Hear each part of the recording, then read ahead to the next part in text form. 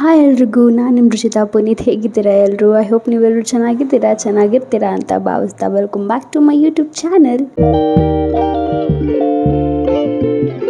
So ಎಲ್ರಿಗೂ ಮಕರ ಸಂಕ್ರಾಂತಿ ಹಬ್ಬದ ಹಾರ್ದಿಕ ಶುಭಾಶಯಗಳು. ಸೊ ನಾನು ಹೇಗೆ ಸೆಲೆಬ್ರೇಟ್ ಮಾಡಿದೆ ಅಂತ ಹೋಗಿ ನೋಡ್ಕೊಂಡು ಬನ್ನಿ. ಇದು ಸಂಕ್ರಾಂತಿ ಹಬ್ಬದ ಹಿಂದಿನ ವಿಡಿಯೋ. ಸಡನ್ ಆಗಿ ಪ್ಲಾನ್ ಆಗಿದ್ದು ನನ್ನ ಮಗನ ಕೈಯಲ್ಲಿ 5 ಜನ ಮುತ್ತೈದೆಯರಿಗೆ ಇಳ್ಬೀರಿಸ್ಬೇಕು ಅಂತ. ಹಾಗಾಗಿ ಸಂಜೆ ಇಳ್ಬೀರೋದಕ್ಕೆ ಏನಾದರೂ ತೊಗೊಂಬರೋಣ ಅಂತ ಹೇಳಿಬಿಟ್ಟು ಹೋಗಿದ್ವಿ. ನೋಡ್ಬೋದು, ನನಗೆ 2 ದಿನದಿಂದ ಕರೆಕ್ಟಾಗಿ ನಿದ್ದೆ ಇಲ್ಲ. ನನ್ನ ಕಣ್ಗಳು ನಿದ್ದೆ ಮಾಡೋದಕ್ಕೆ ಇಳಿತಾ ಇದ್ದವು. ಆದರೆ ಅಲ್ಲಿ ಏನೂ ಸಿಗಲಿಲ್ಲ. ಅಟ್ಲೀಸ್ಟ್ ಮಣ್ ಪಾಟ್ ಆದರೂ ತೊಗೊಂಬರೋಣ ಅಂತ ಹೋದ್ವಿ, ಅದು ಕೂಡ ಸಿಗಲಿಲ್ಲ. ಹಾಗಾಗಿ ಬರೀ ಪೇಂಟ್ ಮಾತ್ರ ತೊಗೊಂಡು ಮನೆಗೆ ಬಂದ್ವಿ. ಇದು ನೆಕ್ಸ್ಟ್ ದಿನ ವಿಡಿಯೋ, ಅಂದರೆ ಸಂಕ್ರಾಂತಿ ಹಬ್ಬದ ವಿಡಿಯೋ.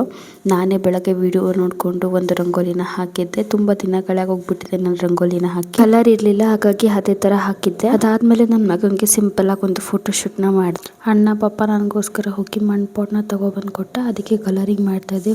ಫಸ್ಟ್ ಟೈಮ್ ನಾನು ಮಣ್ ಪಾಟ್ಗೆ ಕಲರಿಂಗ್ ಮಾಡ್ತಾಯಿದ್ದು. ಡಿಸೈನ್ ಸ್ವಲ್ಪ ಏರುಪೇರು ಆಗಿದೆ ನನಗೆ ಗೊತ್ತು, ಬಟ್ ಫಸ್ಟ್ ಟೈಮ್ ಮಾಡ್ತಾಯಿದ್ದರಿಂದ ಕೈಯೆಲ್ಲ ಸ್ವಲ್ಪ ಶೇಕ್ ಆಗ್ತಿತ್ತು. ಹಾಗಾಗಿ ಹೇಗೋ ಇಂಟ್ರೆಸ್ಟ್ ಕೊಟ್ಟು ಖುಷಿಯಿಂದ ನಾನು ಮಾಡ್ತಾಯಿದ್ದೆ. ಈ ಥರ ಎಲ್ಲ ಮಾಡೋದಂದರೆ ತುಂಬ ಇಷ್ಟ, ಆದರೆ ಯಾವತ್ತೂ ಇಂಟ್ರೆಸ್ಟಿಂದ ಯಾವುದನ್ನು ಮಾಡಿರಲಿಲ್ಲ. ಇದು ಫಸ್ಟ್ ಟೈಮ್ ನಾನು ಮಾಡಿದ್ದು. ಡಿಸೈನ್ಸ್ ಎಲ್ಲ ಹೇಗೆ ಬಂತು ಅಂತ ಹೇಳಿ ಕಮೆಂಟಲ್ಲಿ ತಿಳಿಸಿ ಆಯಿತಾ? ನನಗೂ ಖುಷಿ ಆಗುತ್ತೆ. ನನಗೂ ಓಕೆ, ನಾನು ಚೆನ್ನಾಗಿ ಮಾಡಿದ್ದೀನಿ ಅನ್ನೋ ಒಂದು ಕಾನ್ಫಿಡೆನ್ಸ್ ಸಿಗುತ್ತೆ. ನೆಕ್ಸ್ಟ್ ಟೈಮ್ ಸಂಕ್ರಾಂತಿಗೆ ಚೆನ್ನಾಗಿ ಮಾಡಬೇಕು ಅಂತ ಅಂದ್ಕೊಂಡಿದ್ದೀನಿ.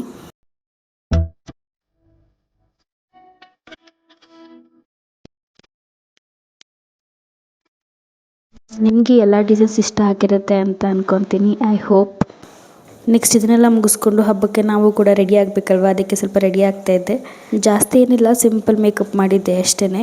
ಹಬ್ಬದ ದಿನವೇ ಇದೆಲ್ಲ ಇಟ್ಕೊಂಡಿದ್ರಿಂದ ನನಗೊಂದು ಸ್ವಲ್ಪ ಗಡಿಬಿಡಿ ಆಗೋಯಿತು. ಮನೆ ಕೆಲಸ, ಅಡುಗೆ ತಿಂಡಿ ಅಂತ ಯಾವುದೂ ಕೆಲಸ ಇರಲಿಲ್ಲ ನನಗೆ. ಆದರೆ ಇದೇ ಕೆಲಸಗಳು ಸ್ವಲ್ಪ ಜಾಸ್ತಿ ಆಗೋಯಿತು.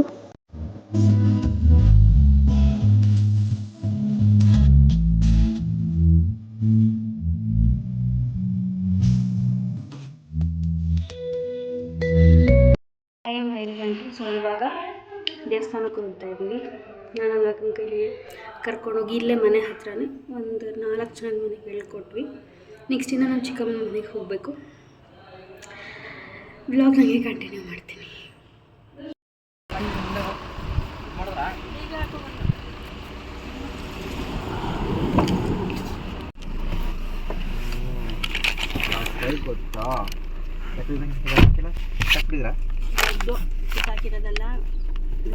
ಇಳ್ಬೀರೋದೆಲ್ಲ ಆದಮೇಲೆ ಸಂಜೆ 5 ಗಂಟೆ ಹಂಗೆ ನಾವು ಕೂಡ ದೇವಸ್ಥಾನಕ್ಕೆ ಹೊರಟ್ವಿ. ಇದು ಅರಸೀಕಟ್ಟೆ ದೇವಸ್ಥಾನ ಅಂತ ಕರೀತಾರೆ. ಅನ್ಫಾರ್ಚುನೇಟ್ಲಿ ದೇವಸ್ಥಾನ ಬಾಗಿಲು ಕ್ಲೋಸ್ ಆಗಿತ್ತು, ಬಿಕಾಸ್ ನಾಳೆ ಹಬ್ಬ ನಡೀತಿತ್ತಂತೆ. ಹಾಗಾಗಿ ಇದನ್ನು ಕ್ಲೋಸ್ ಮಾಡಿದರು. ನಾನು ಇಲ್ಲಿಗೆ ಬಂದು ತುಂಬ ವರ್ಷಗಳೇ ಆಗೋಗಿತ್ತು. ನನಗೆ ಇದನ್ನು ದೇವಸ್ಥಾನ ನೋಡಿರೋ ನೆನಪೇ ಇಲ್ಲ. ಆದರೆ ಎಷ್ಟು ಚೆನ್ನಾಗಿದೆ ಗೊತ್ತಾ ಈ ದೇವಸ್ಥಾನ, ತುಂಬ ಪ್ರಶಾಂತವಾಗಿದೆ. ಆ್ಯಂಡ್ ದೇವಸ್ಥಾನದಲ್ಲಿ ದೇವ್ರನ್ನೆಲ್ಲ ಕ್ಲೀನ್ ಮಾಡ್ತಾಯಿದ್ರು ಹಬ್ಬ ಅಂತ ಹೇಳಿಬಿಟ್ಟು.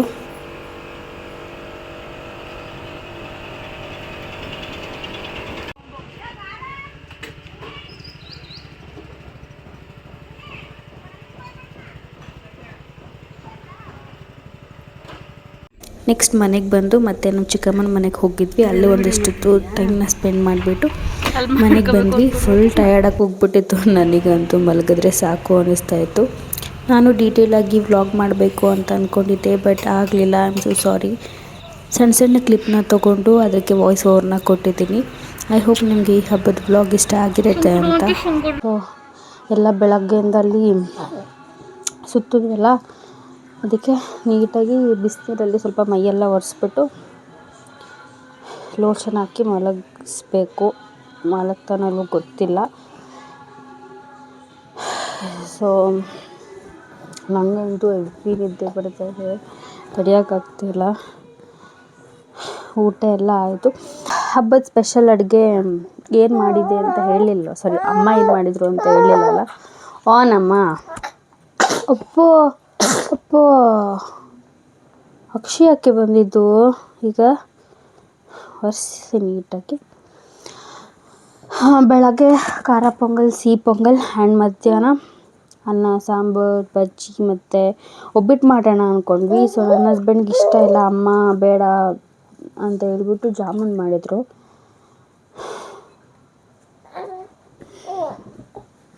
ನಾವು ಚಿಕ್ಕವರಿದ್ದಾಗ ಹಬ್ಬ ಸೆಲೆಬ್ರೇಟ್ ಮಾಡೋದು ಒಂಥರ ಚೆನ್ನಾಗಿತ್ತು.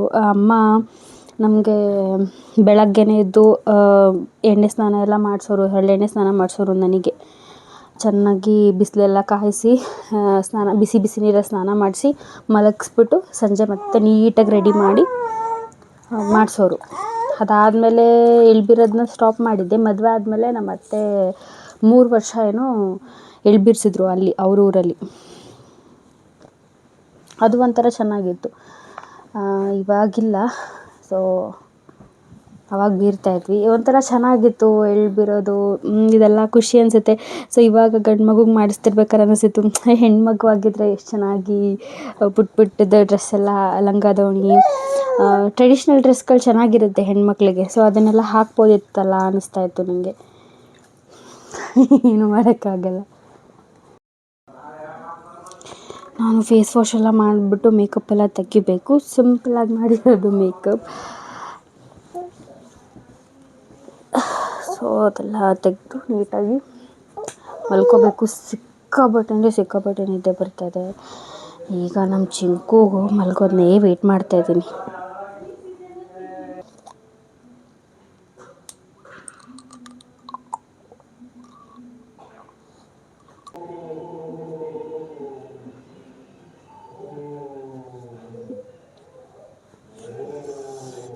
ಇಷ್ಟೇ ಮೇಕಪ್.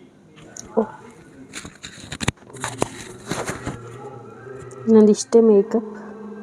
ಇಲ್ಲಿ ನೋಡ್ಬೋದು ಏನಂದ್ರೆ ಏನೆಲ್ಲ. ಸೊ ಹೋಪ್ಫುಲಿ ನಿಮಗೆ ವ್ಲಾಗ್ ಇಷ್ಟ ಆಗಿರುತ್ತೆ ಅಂತ ಅಂದ್ಕೊತೀನಿ. ಸೊ ಮತ್ತೆ ಮುಂದಿನ ವ್ಲಾಗಲ್ಲಿ ಸಿಗ್ತೀನಿ. ನೀವೆಲ್ಲರೂ ಹೇಗೆ ಸಂಕ್ರಾಂತಿನ ಆಚರಿಸಿದ್ರಿ ಅಂತ ನನಗೆ ತಿಳಿಸಿ. ಕಮೆಂಟಲ್ಲಿ ನಾನು ನೋಡ್ತೀನಿ. Thank you for watching. Bye bye.